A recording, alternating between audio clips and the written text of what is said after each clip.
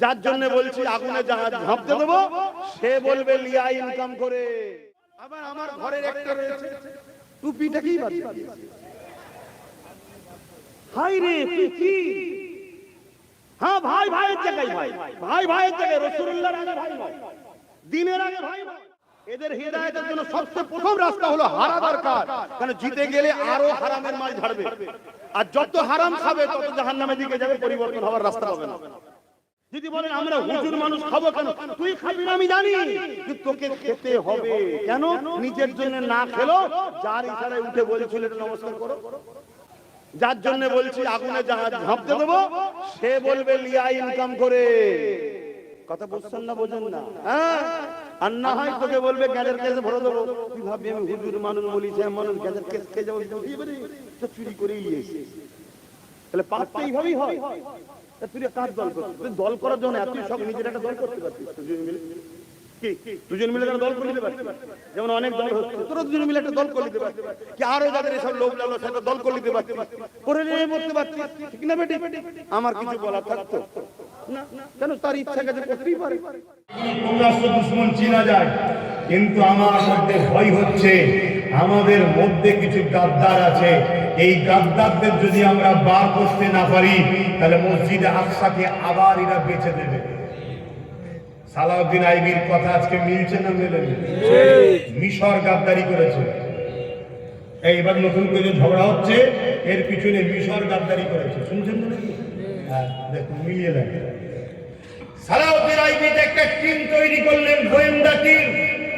সেই টিমকে ওই মুনাফিক গাদ্দার কওমের মধ্যে কারা আছে খোঁজার জন্য ছেড়ে দিল। ভাই, এই টিমের তো উচিত প্যান্ট শার্ট পরা, দাড়ি চাঁদা, বিড়ি খাওয়া, ইদিগুদি করা, গুটকা খাওয়া, পার্কে যাওয়া, এদের পিছনে লাগানো দরকার তো নাকি? না, এই টিম গিয়ে মসজিদে ঢুকেছে। কেন রে বাবা? মসজিদে তো আল্লাহওয়ালারা থাকে। বলছেন না, এখানেই গাদ্দার আছে। শুনছেন তো নাকি? জি, আল্লাহওয়ালাদের লেবাস ধরে গাদ্দাররা কেন মানুষ যাদের চট করে না ধরতে পারে যে শয়তান। প্যান্ট শার্ট পরা, দাড়ি চাঁদাকে এমনি সবাই সন্দেহ, এই বদমাইশ ছেলে, এই পার্কে যায়, এই বদমাইশি করে, ঠিক না? আর কিন্তু মুক্তি মৌলানা সেজে, হুজুর সেজে থাকলে শুনছেন তো নাকি? এই জন্য শয়তানরা আমাদের মতো লেবাস ধরে। লেবাসটা খারাপ না, কিন্তু আমাদের মতো ধরে আপনাদের ধোঁকা দিবার বলে। সালাউদ্দিনের টিম যাচ্ছে মাদ্রাসায়, সালাউদ্দিনের টিম যাচ্ছে মক্তবে, মসজিদে। সালাউদ্দিনের টিম তৎকালীন সময় 3000 আলেম উলামা মুফতি মৌলানাকে ধরে বার করেছিল, যারা সুরাতে মুসলমান, ভেতরে তারা অন্য ধর্মের সেজে, অন্য ধর্মের কাছে অর্থের জন্য বিক্রি হয়ে যে দিনের গাদ্দার ছিল। 3000কে সালাউদ্দিন ফাঁসি দিয়েছে। তাহলে সেদিন যদি কওমের মধ্যে এরকম গাদ্দার থাকতে পারে, আজকে যারা মসজিদ মাদ্রাসাকে মিটাতে চাইছে, আজকে যারা বলছে কোরআন শেষে উন্নতি শেষ হবে না, আজকে যারা বলছে দিল্লি চলে যাও আন্দোলন করো, আজকে যারা বলছে কুকুরের বাচ্চাকে মিড ডে মিল দেবো তো মাদ্রাসার বাচ্চাকে দেবো না, আজকে যারা বলছে যে অমুক আমাদের আল্লাহ বলছে না, বলছে, এদের দলে মুফতি মৌলানা পীরজাদা নাম লিখালে তো অবাক হওয়ার তো কিছু নেই। এগুলো আজকের গাদ্দার, এগুলো আজকের কে?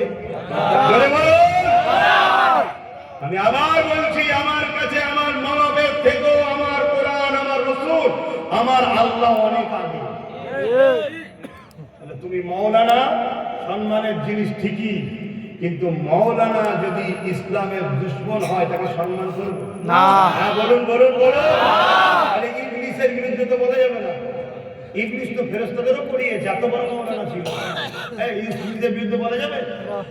যদি এই মৌলানাগুলোর বিরুদ্ধে বলা না যায়, তাহলে ইবলিসের বিরুদ্ধে বলবেন কেন? এমন কথা বুঝছেন তো নাকি?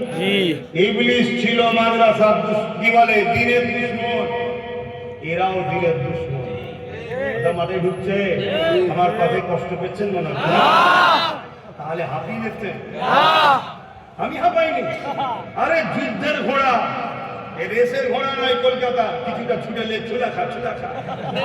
এগুলো যুদ্ধের ঘোড়া, মরণ পর্যন্ত লড়তে হবে। রাজি আছো? পারবে হাত দিলে সাক্ষী দাও।